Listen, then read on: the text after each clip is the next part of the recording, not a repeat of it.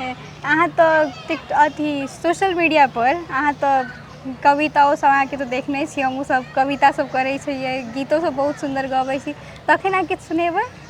अब ना अखन तऽ नहीं याद है एग्जैक्ट, लेकिन तैयो अखन नया एकटा कविता लिखे रहल छी तऽ उ एकटा सुना सकै छी। लाइन अछि एना: पुनः अत्याचार भेल, दौड़ल दौड़ल पत्रकार गेल।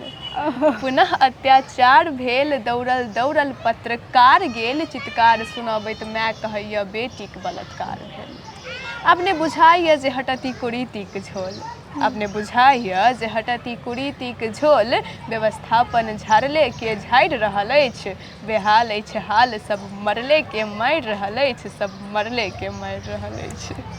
बहुत सुंदर, अहाँ तो बहुत सुंदर करै छी। अपने से लिखै छियै? जी, अपने से।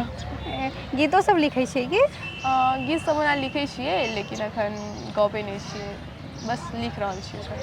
तो सुना सकै छी? अहाँके तो देखलहुँ छी अहाँ गेबो करै छी बहुत नीक। अखन गीत सुनाबऽ लेल नहीं कहू, हमर गला खराब है। अच्छा, तो किछु एक्ट सब अहाँके तो एकटा माय गे माय गे के बहुत वायरल भेल रहे से। हाँ छलै।